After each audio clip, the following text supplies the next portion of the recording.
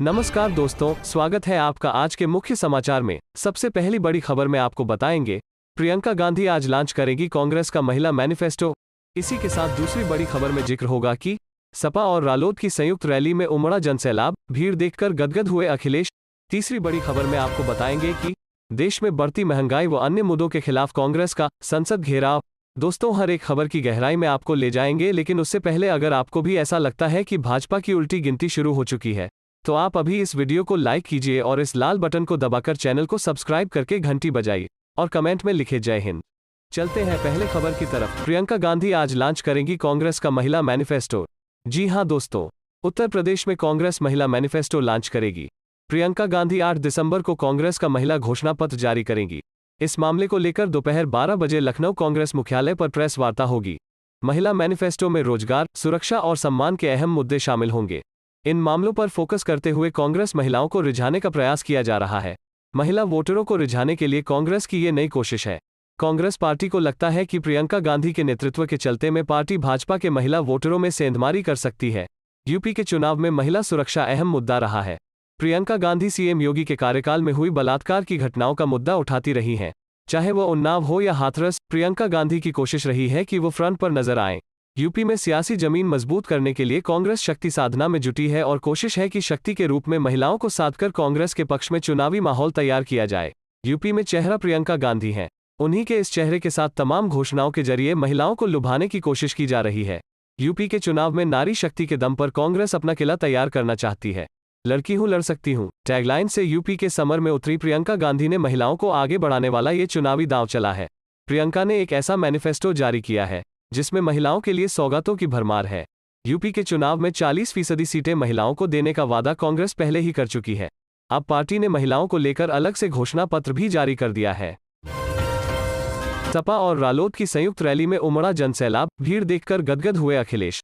जी हां दोस्तों, उत्तर प्रदेश में विधानसभा चुनाव को लेकर आज समाजवादी पार्टी के मुखिया अखिलेश यादव और राष्ट्रीय लोकदल के राष्ट्रीय अध्यक्ष जयंत चौधरी ने महागठबंधन की संयुक्त रैली की। इस दौरान उमड़ी भीड़ को देखकर पार्टी नेताओं ने खुशी जाहिर की। अखिलेश ने रैली को सफल बताया है। उन्होंने जनता को संबोधित करते हुए कहा कि यह उमड़ा जनसैलाब बता रहा है कि आने वाले विधानसभा चुनाव में सपा की सरकार बनेगी। बता दें कि जब उत्तर प्रदेश में कांग्रेस का ही बोलबाला था, ऐसे में कांग्रेस की पकड़ को तोड़ने के लिए 1970 के दशक में किसान नेता चौधरी चरण सिंह ने जाटों और यादवों जैसी मध्यस्थ जातियों का गठबंधन बनाया था। इसका फायदा भी उन्हें 1974 के चुनाव में मिला और बहुजन क्रांति दल BKD 106 सीटें हासिल करके विधानसभा में दूसरे स्थान पर पहुंच गया था। 2002 के चुनाव के बाद वर्ष 2003 में एक बार फिर सपा और रालोद के बीच बने गठबंधन ने मुलायम सिंह यादव को मुख्यमंत्री बनवा दिया था। यह गठबंधन 2007 के चुनाव से पहले तक बना रहा, जबकि 2019 के लोकसभा चुनाव में सपा और रालोद के साथ गठबंधन में बहुजन समाज पार्टी भी शामिल हो गई थी। राजनीतिक विशेषज्ञों का मानना है कि 2022 के चुनाव के लिए किया गया यह गठबंधन खास तौर पर पश्चिमी उत्तर प्रदेश के चुनावों को काफी प्रभावित करने वाला होगा। इस क्षेत्र में यादव, जाट और मुस्लिम की बहुलता है जो मिल जाने पर वोटों में परिवर्तित हो सकती है। देश में बढ़ती महंगाई व अन्य मुद्दों के खिलाफ कांग्रेस का संसद घेराव। जी हां दोस्तों, दिल्ली में कांग्रेस ने महंगाई के खिलाफ अपना विरोध दर्ज कराया, जिसमें कांग्रेस के कई वरिष्ठ नेता शामिल हुए। यह प्रदर्शन जंतर मंतर पर हुआ और केंद्र और राज्य सरकार के खिलाफ जमकर हमला बोला गया। दिल्ली में हुए इस प्रदर्शन में सैकड़ों की संख्या में दिल्ली कांग्रेस कार्यकर्ता, वहीं अध्यक्ष, जिला अध्यक्ष, ब्लॉक अध्यक्ष, विधायक, पूर्व मंत्री भी शामिल हुए। इसके अलावा शीतकालीन सत्र के दौरान राज्यसभा से निलंबित कांग्रेस सांसद फूलो देवी नेताम, छाया वर्मा, रिपुन बोरा, राजमणि पटेल, सैयद नासिर हुसैन और अखिलेश प्रताप सिंह भी शामिल हुए। वहीं कांग्रेस सांसद अधीर रंजन चौधरी ने कांग्रेस कार्यकर्ताओं को संबोधित करते हुए कहा कि भाजपा सरकार और उनके नेता बार बार इस बात का जिक्र करते हैं कि कांग्रेस ने 70 सालों में कुछ नहीं किया। यदि कांग्रेस ने नहीं किया होता तो 6 लाख करोड़ की संपत्तियां बेचने का मौका कैसे मिलता। महंगाई इतनी बढ़ गई है कि रसोई घर में कर्फ्यू लग गया है। सदन के अंदर और सदन के बाहर महंगाई को लेकर कांग्रेस का आंदोलन छिड़ा हुआ है। दिल्ली में कांग्रेस की एक बड़ी महंगाई हटाओ रैली होनी थी, लेकिन सरकार को लगा इससे मुसीबत खड़ी हो जाएगी। इस दौरान कांग्रेस ने महंगाई के मुद्दे के अलावा दिल्ली में महिला सुरक्षा, किसान आदि मुद्दों को उठाकर सरकारों को घेरने की कोशिश की। दिल्ली कांग्रेस अध्यक्ष अनिल चौधरी ने कहा कि दिल्ली में जिस तरह महंगाई बढ़ रही है, यह दिल्ली की जनता की कमर तोड़ रही है। केजरीवाल सरकार लोगों को सिर्फ गुमराह कर रही है, न कोरोना काल में मदद की और न अब दिल्ली को सुधारने की तैयारी कर रही है। दरअसल इससे पहले कांग्रेस केंद्र सरकार को घेरने के लिए द्वारका स्थित मैदान में एक बड़ी रैली आयोजित करने की योजना थी, लेकिन दिल्ली पुलिस ने इजाजत नहीं दी। हालांकि इस मसले पर भी कांग्रेस नेताओं ने प्रदर्शन के बीच से जमकर कोसा और कहा कि यह सरकार का डर है जो कांग्रेस को रैली नहीं करनी दी, लेकिन कांग्रेस आम जनता की आवाज उठाएगी और अब हम राजस्थान के जयपुर में एक बड़ी रैली आयोजित कर रहे हैं। सख्ती के बाद भी बिहार के कई जिलों पार कर पटना पहुंची शराब, राजधानी में ट्रक में रखी 525 कार्टन शराब जब्त, लाखों में आंकी जा रही कीमत। जी हां दोस्तों, राजधानी पटना के न्यू बाईपास पर मद्य निषेध प्रभाग और पत्रकारनगर थाने की पुलिस ने संयुक्त कार्रवाई करते हुए कार्टन के नीचे छिपाकर रखी गई एक ट्रक शराब जब्त किया है। बरामद शराब की कीमत लाखों रुपए आंकी जा रही है। इस ऑपरेशन के दौरान पुलिस ने पंजाब के रहने वाले चालक सिमरनजीत सिंह और हरदीप सिंह को गिरफ्तार कर लिया गया है। दोनों PB 13U4805 नंबर ट्रक पर सवार थे। ओल्ड हैबिट ब्रांड नाम की शराब को पुलिस ने बरामद किया है। ये शराब झारखंड से लाई गई थी। दरअसल मद्य निषेध प्रभाग की SOG 06 ग्रुप को यह खबर मिली थी कि पटना में शराब की बड़ी खेप आने वाली है। इसके बाद मद्य निषेध की टीम ने पत्रकारनगर थानेदार मनोरंजन भारती के साथ ऑपरेशन शुरू किया। बकौल पत्रकारनगर थानाध्यक्ष न्यू बाईपास के पश्चिम 90 फीट पर बैउर से न्यू बाईपास की ओर शराब लदी ट्रक आते दिखी। इसके बाद पुलिस ने उसे हाथ देकर रोकने की कोशिश की, लेकिन चालक ट्रक लेकर भागने लगा। तभी पुलिस टीम ने 2 जीप बीच रोड पर लगा दी। यह देख चालक ने ट्रक रोक दिया और भागने की कोशिश की। तभी पुलिस ने पीछा कर दोनों चालकों को पकड़ लिया। न्यू बाईपास पर जिस शराब लदे ट्रक को पुलिस ने जब्त किया उसने औरंगाबाद जिले के अंबा थानांतर्गत NH 139 से एंट्री ली थी। पूछताछ के दौरान इस बात का खुलासा हुआ है। ट्रक चालक कई जिलों को पार करते हुए पटना तक पहुंच गए थे। राजस्थान में अमित शाह ने की थी सरकार गिराने की कोशिश, गजेंद्र शेखावत पर भी जमकर बरसे अशोक गहलोत।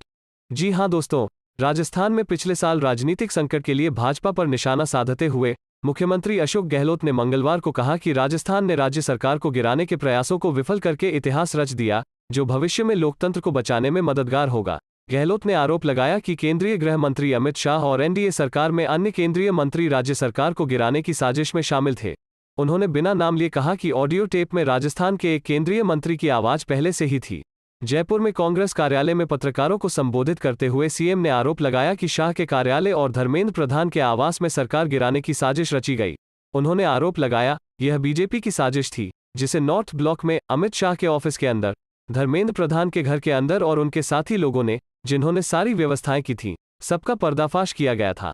यह पूछे जाने पर कि शाह ने हाल ही में अपनी जयपुर यात्रा के दौरान कहा था कि भाजपा राज्य सरकार को अस्थिर नहीं करेगी, गहलोत ने सवाल किया, क्या यह उनके हाथ में है? उन्होंने कहा, उन्होंने कोशिश की लेकिन असफल रहे। उनके अपने विधायकों ने उनका समर्थन नहीं किया। भाजपा विधायकों को राज्य से बाहर निकालने के लिए 2 विमान जयपुर भेजे गए, लेकिन केवल एक विमान ही उड़ान भर सका और दूसरा विमान खाली रह गया।